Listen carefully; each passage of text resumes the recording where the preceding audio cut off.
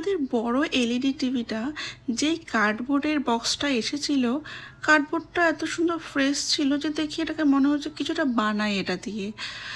কি বানাই ভাবতে ভাবতে মাথায় আসলো যে একটা লিপ্পান আর্ট ওয়ার্ক করি এর ওপর। তা এর আগে আমি এত বড় লিপ্পান আর্ট করিনি, ছোটো মধ্যে একটা বানিয়েছিলাম। প্রথমে মোল্ডেড ক্লেটা ওটা দিয়ে ডোরি বানিয়ে নিতে লাগে।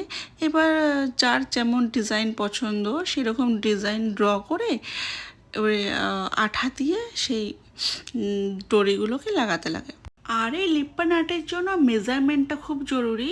তো আমি প্রথমবার বানিয়েছি বলে আমার খুব একটা আইডিয়া ছিল না কিভাবে বানাই, তো মেজারমেন্টটাতে আমার একটু প্রবলেম হয়েছে। তারপর আমি একটা হোয়াইট বেস করে নিই।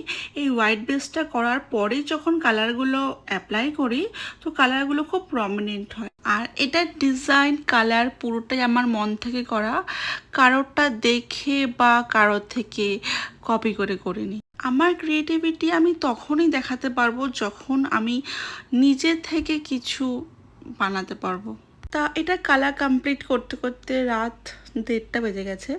আর আমি আর্ট ওয়ার্কের যে কোনো জিনিস নিয়ে বসলে পরে আমার ঘড়ির দিকে চোখ চায় না। এই অভ্যাসটা আমার ছোটো থেকেই। যে কোনো জিনিস আমার মন থেকে বানাতে খুব ভালো লাগে। কারোটা দেখে বা কাউকে কপি করে কিছু বানিয়ে সেটাতে কোনো মজা নেই। ভুল হোক ঠিক হোক যাই হোক না কেন, তুমি নিজেকে নিজে বলতে পারবে যে না এটা আমার ক্রিয়েশন, সেটাতে একটা আলাদাই মজা, যেটা অন্য কাউকে কপি করে পাওয়া যায় না। তো যাই হোক, এটার কালারটা পুরো কমপ্লিট হয়ে গেছে।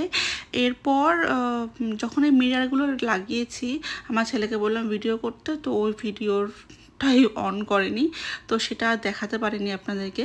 তো এটা হচ্ছে ফাইনাল লুক, তোমরা জানিও কেমন লাগলো।